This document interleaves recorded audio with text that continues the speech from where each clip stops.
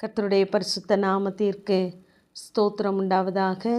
நீதிமொழிகள் 15ஆம் அதிகாரம் 33ஆம் வசனம். கர்த்தருக்கு பயப்படுதல் ஞானத்தை போதிக்கும், மேன்மைக்கு முன்னானது தாழ்மை என்று ஞானியாகிய சாலமோன் இந்த ஞானத்தை குறித்து இந்த நீதிமொழிகளிலேயும் பிரசங்கி புத்தகத்திலேயும் அதிகமாய் வலியுறுத்துவதை நாம் பார்க்கலாம். நாம் இப்படிப்பட்ட ஞானத்தை நாமும் பெற்றுக்கொள்ள வேண்டுமென்றால் கர்த்தருக்கு பயப்படுகிற பயம் நம்மிடத்தில் இருக்க வேண்டும். எந்த ஒரு காரியத்தை செய்வதற்கும் ஞானம் அவசியமாகவே இருக்கிறது. கர்த்தருடைய ஞானம் எப்படிப்பட்டதென்றால், அவருடைய ஞானத்தினாலே தேவன் இந்த பூமியை அஸ்திபாரப்படுத்தினார், வானங்களை ஸ்தாபித்தார், சமுத்திரத்தின் ஆழங்களை பிரித்தார் என்று நீதிமொழிகள் 3ஆம் அதிகாரத்திலே நாம் வாசித்து தெரிந்து கொள்ளலாம். அப்படிப்பட்ட ஞானத்தை தேவன் நமக்கும் பகிர்ந்தளிக்க வேண்டுமென்றால் நம்முடைய வாழ்க்கையிலே கர்த்தருக்கு பயப்படுகிற பயம் இருக்க வேண்டும். அதை ஏசாயா 11ஆம் அதிகாரம் 2ஆம் வசனத்திலே நாம் வாசித்து பார்ப்போமானால், ஞானத்தையும் உணர்வையும் அருளும் ஆவியையும், ஆலோசனையும் பலனை அருளும் ஆவியும், அறிவையும் கர்த்தருக்கு பயப்படுகிற பயத்தை அருளும் ஆவியுமாகிய கர்த்தருடைய ஆவியானவர் அவர் மேல் தங்கியிருப்பார் என்று வாசிக்கிறோம். கர்த்தருக்கு பயப்படுகிற பயம் நம்மிலே இருக்கும்போது தேவன் நமக்குள் வாசமாக இருக்கிற ஆவியானவர் நமக்கு ஞானத்தையும் பலனையும் ஆலோசனையும் அவர் தந்து நடத்துகிறவராகவே இருக்கிறார். கர்த்தருடைய ஞானம் என்று யோபு சொல்லும் பொழுது 28ஆம் அதிகாரத்திலே நாம் வாசித்து பார்ப்போமானால், முத்துக்களை பார்க்கிலும் ஞானத்தின் விலை உயர்ந்தது என்று சொல்லி வாசிக்கிறோம். நாம் இந்த உலகத்திலே நம்முடைய கண்களால் பார்க்கிற அநேக விஷயங்களை நாம் மேன்மையாக எண்ணுகிறோம்.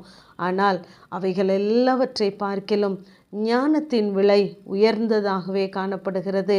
அதே அதிகாரம் கடைசி வசனத்திலே மனுஷனை நோக்கி, இதோ ஆண்டவருக்கு பயப்படுவதே ஞானம் என்று கற்றுக் கொடுக்கிறார்.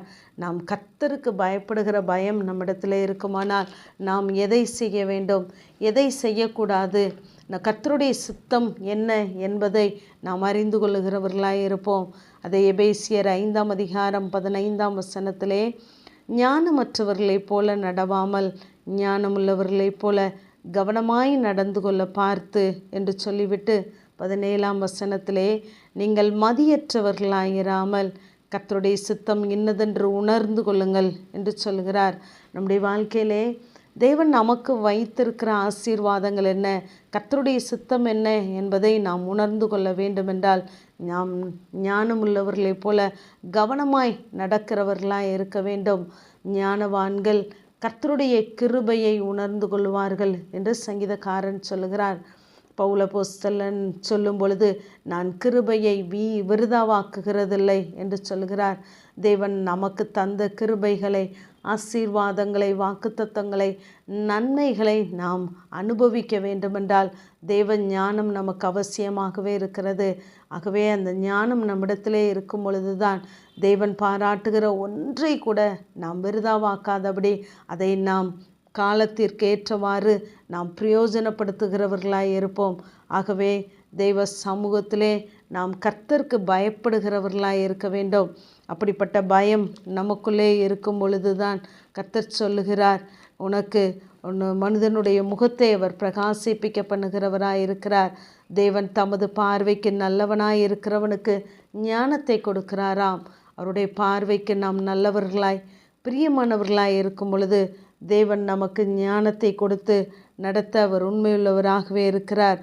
பிரசங்கி 8ஆம் அதிகாரம் 5ஆம் வசனத்திலே பார்ப்போமானால், ஞானியின் இருதயம் காலத்தையும் நியாயத்தையும் அறியுமாம். கர்த்தருடைய ஞானம் நம்மிலே இருக்கும் பொழுது, அவர் தருகிற அந்த ஞானமுள்ள இருதயத்தை நாம் பெற்றுக்கொள்ளும் பொழுது நம்முடைய வாழ்க்கையிலே நடைபெறுகிற எல்லா காரியங்களையும் தேவன் நமக்கு முன்னறிவித்து நடத்துகிறவராகவே இருக்கிறார்.